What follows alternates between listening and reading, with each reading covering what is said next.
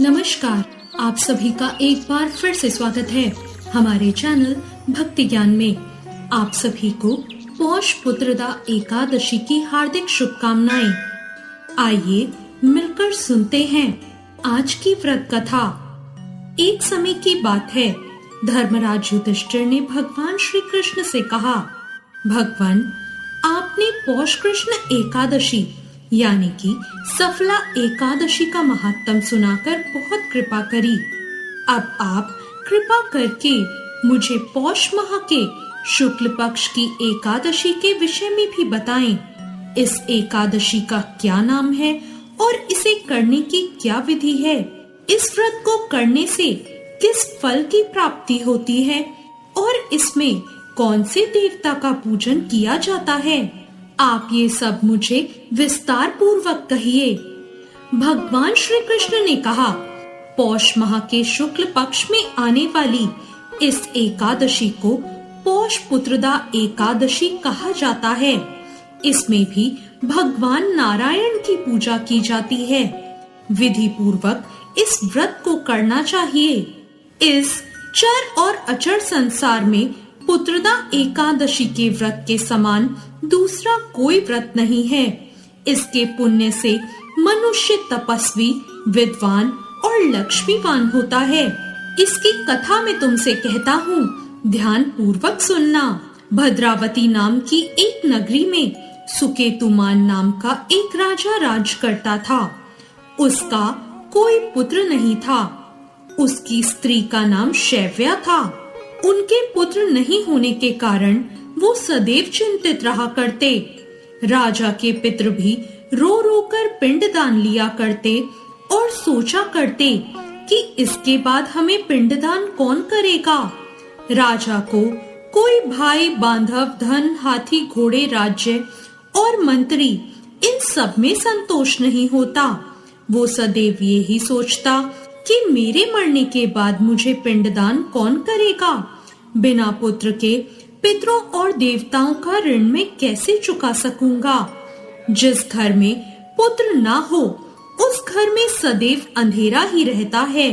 इसलिए पुत्र उत्पत्ति के लिए प्रयत्न हमेशा करना चाहिए। जिस मनुष्य ने पुत्र का मुख देखा है वो धन्य है। उसको इस लोक में यश और परलोक में शांति मिलती है, यानी कि उनके दोनों लोक सुधर जाते हैं। पूर्व जन्म के कर्म से ही इस जन्म में पुत्र, धन आदि प्राप्त होते हैं। राजा इसी प्रकार रात दिन चिंता में लगा रहता था। एक समय तो राजा ने अपने शरीर को त्याग देने का निश्चय किया, लेकिन आत्मघात को महान पाप समझकर उसने ऐसा नहीं किया। एक दिन वो राजा ऐसा ही विचार करता हुआ अपने घोड़े पर चढ़कर वन को चला गया और पक्षियों और वृक्षों को देखने लगा। उसने देखा कि वन में मृग, वाग्य, सूअर, सिंह, बंदर, सर्प आदि सभी भ्रमण कर रहे हैं। हाथी अपने बच्चों और हथिनियों के साथ घूम रहा है। इस वन में तो कहीं गीदड़ अपने कर्कश स्वर में बोल रहे हैं और कहीं उल्लू ध्वनि कर रहे हैं। वन के दृश्यों को देखकर राजा सोच विचार में लग गया और इसी प्रकार उसका आधा दिन बीत गया। वो सोचने लगा, मैंने कई यज्ञ किए, ब्राह्मणों को स्वादिष्ट भोजन से तृप्त भी किया, फिर भी मुझको दुख प्राप्त क्यों हुआ? राजा प्यास के मारे बहुत व्याकुल होकर दुखी हो गया और पानी की तलाश में इधर उधर फिरने लगा। थोड़ी दूर जाने पर राजा को एक सरोवर दिखी। उस सरोवर में कमल खिल रहे थे और सारस, हंस, मगरमच्छ आदि विहार कर रहे थे। उस सरोवर के चारों तरफ मुनियों के आश्रम बने हुए थे। उसी समय राजा के दाहिने अंग फड़कने लगे। राजा शुभ शगुन मानकर घोड़े से उतरकर मुनियों को दंडवत प्रणाम करके बैठ गया। राजा को देखकर मुनियों ने कहा, हे राजन, हम सब तुमसे बहुत प्रसन्न हैं। तुम्हारी क्या इच्छा है, कहो। राजा ने कहा, महाराज, आप सब कौन हैं और यहाँ क्यों आए हैं? कृपा करके बताइए। मुनि ने कहा, हे राजन, आज संतान देने वाली पुत्रदा एकादशी है। हम लोग विश्वदेव हैं और इस सरोवर में स्नान करने आए हैं। ये सुनकर राजा कहने लगा, हे महाराज, मेरी कोई संतान नहीं है। यदि आप मुझ पर प्रसन्न हैं, तो एक पुत्र का वरदान दीजिए। मुनि बोले, हे राजन, आज पुत्रदा एकादशी है। आप अवश्य ही इस व्रत को करें। भगवान की कृपा से अवश्य ही आपके घर में पुत्र होगा। मुनि के वचन सुनकर राजा ने उसी दिन एकादशी का व्रत किया और द्वादशी को उसका पारण किया।